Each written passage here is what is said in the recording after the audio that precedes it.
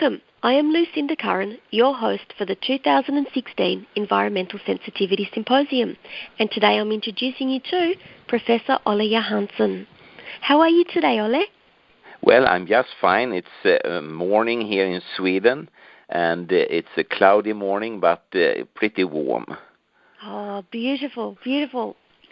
So your work is linked to environmental sensitivities. Could you tell us a little bit about this, please? Yes, it already started in the late 1970s when most of your listeners were not even born, I suppose. And I got very interested in a new type of persons that claimed health problems in front of the newly introduced personal computer screens. And from there, I have tried to work with these environmental sensitivities, including, for instance, dental restoration materials, effects of multiple chemical sensitivity, and above all, the functional impairment lecherhypersensitivity. It's phenomenal that you've been working in the field for so long, and I just want to congratulate you for actually doing this work for so long. It's really made such a difference for so many people, so thank you on behalf of the world. Thank you. Thank you so much. That's okay. Can you just very briefly tell us the importance of calling a lecherhypersensitivity a functional impairment rather than a disability? Well, in Sweden it's a very simple situation because that is what the Swedish government has decided that it is. So here we cannot do anything else than to call it a functional impairment, which is the new term for what we used to call disability, and before that, handicap. And we just follow the United Nations Special Human Rights Act for people with functional impairments. So it's nothing sort of peculiar or odd or anything. We are just following what has been decided and what countries like Sweden and a lot of other countries have co-signed and said is all right. Fantastic. And I understood with functional impairment, I guess it's a subtle difference, but I think it's quite important, is that it's not that there's something wrong with the person, there's something wrong with their environment. Exactly, and actually when we talk about the individual as such, he or she could actually be a very important biological warning signal. We often refer to the yellow canary birds in the old coal mines that were used to warn the mine workers if the air went low and the bird started to feel dizzy and faint, then it was time to leave the mine. And it's the same with people with electrohypersensitivity. They are actually telling us that something is not good with our modern environment. Thank you. Now this next question's a bit of a personal one, and I call this the curly question. Okay. So, what was the first thing that you ever wanted to be? Oh, wow.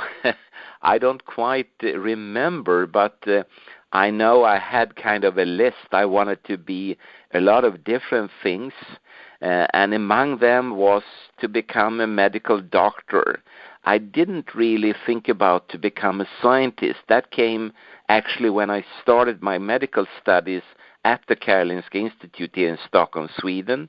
And then I was very early introduced to a person that has meant a lot to me, namely the professor. At that time he was assistant professor that became my supervisor, and his name is Thomas Högfeldt. And together with him we studied the brain, the spinal cord, and the peripheral nervous system, and its content of various transmitter molecules, making these nerve cells able to talk with each other and to talk with, for instance, muscle cells. And that also made a very important basis or ground framework for me when after my dissertation was ready, I entered the field of human medicine and very soon came into contact with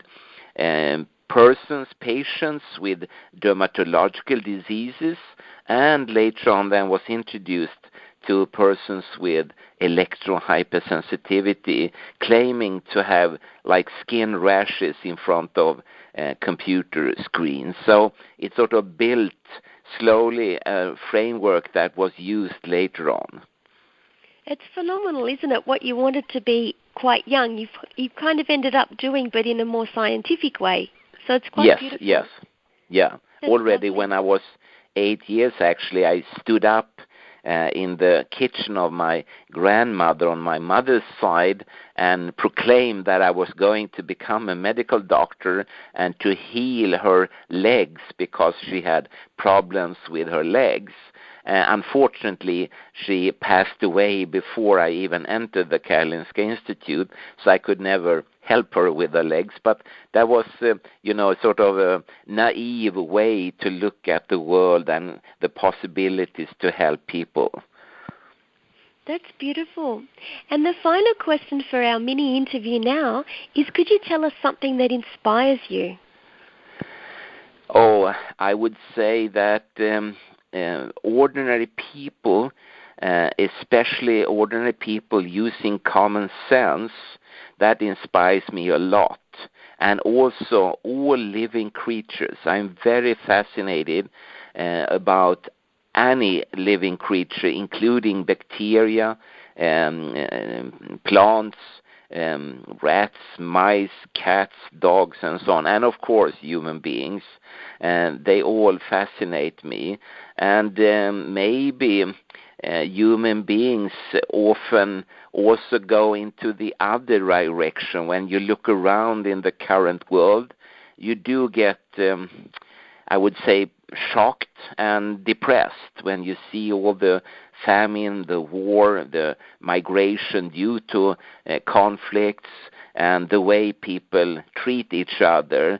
And just yesterday I heard a man saying that since he couldn't be friend with his neighbor, how should then ever countries be able to keep peace, And perhaps human beings need to learn a lot more from other species and try to go into new directions where conflict and progress is not the stamina that we should use, but maybe to take care of each other and, above all, to use common sense.